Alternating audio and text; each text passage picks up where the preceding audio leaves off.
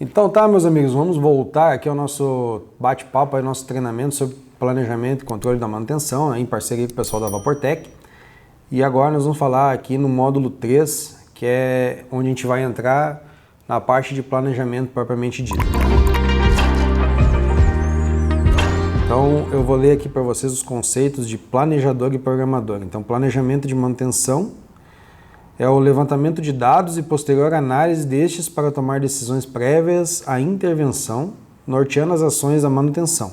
Durante a fase de planejamento se monta um conjunto de ordens de serviço que serão executadas em função de planos de manutenção preventiva sistemática, alarmes de manutenção preditiva, ordens resultantes de inspeções de rota, ordens resultantes de solicitações de consertos feitos pela produção. Então, todo aquele material que a gente comentou nos módulos 1 e 2 ali, que a gente conversou sobre isso. Então vejam que quando eu falei lá para vocês prestarem atenção nos conceitos, é porque eles vão ser utilizados durante todo o nosso treinamento, tá, pessoal? Então, falando sobre planejamento de manutenção, é isso. Então, a gente faz o levantamento das necessidades de spare parts, mão de obra, a gente pega as necessidades ali de todo mundo, tudo que vem da parte de preditiva, os nossos planos preventivos, o que o pessoal da produção está pegando lá. Então, isso é planejar a manutenção. É você ver toda a demanda, ver o recurso e ver o que você consegue fazer com o recurso que você tem e priorizar isso, principalmente priorizar o que vai ser feito durante a intervenção.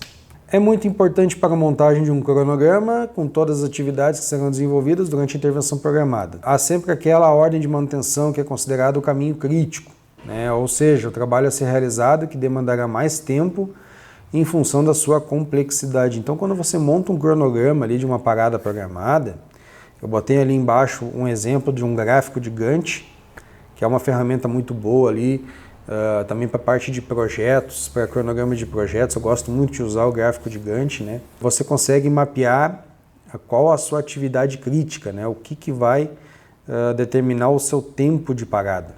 No caso do gráfico abaixo ali, você tem algumas atividades agrupadas, né? Mas é muito importante que na montagem do cronograma você identifique qual trabalho vai levar mais tempo e mais recurso. Esse vai ser o caminho crítico da intervenção programada, tá, pessoal? Bom, pessoal, então com a montagem do cronograma é possível mensurar o tempo de parada programada para a manutenção e programar com a produção o melhor momento para tal. Em algumas empresas, o setor de PCM monta um cronograma anual com todas as paradas previstas, tá? Isso aí mais adiante no treinamento a gente vai falar do cronograma de 52 semanas. Tá? Com o tempo de parada estipulado, há uma revisão das necessidades de manutenção programadas anteriormente e nessa revisão cruza-se as informações de tempo de execução e mão de obra disponível para verificar alterações necessárias. Tá?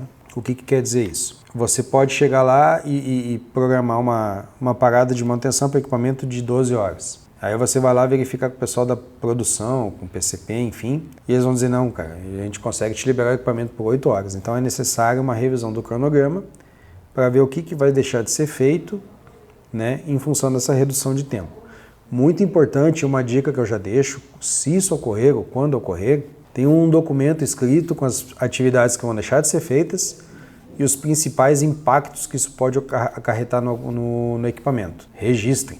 Após fechar a carteira de ordens, a próxima etapa do planejamento consiste em providenciar os sobressalentes e materiais, mão de obra, dispositivos, ferramentas para a reparação de um item ou instalação, contratação de mão de obra, quando necessário, mão de obra externa.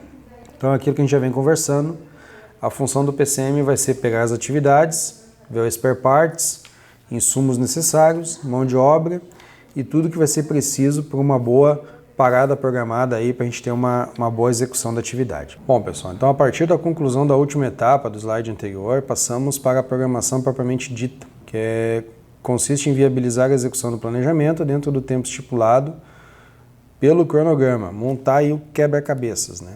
Então, na prática, dentro do meio fabril, as figuras do planejador e do programador de manutenção estão concentradas no mesmo profissional. Então, geralmente,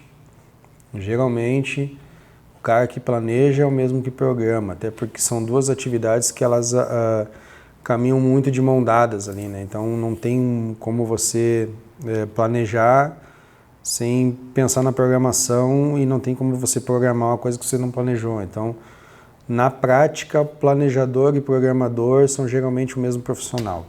Esse profissional também é responsável pelo fechamento da parada programada e um dos indicadores utilizados para tal medição é o percentual de cumprimento de programação, onde você pega ali o que você realizou e divide pelo total programado. Então você vai ter ali um percentual ali do que foi realizado dentro do que foi planejado, tá?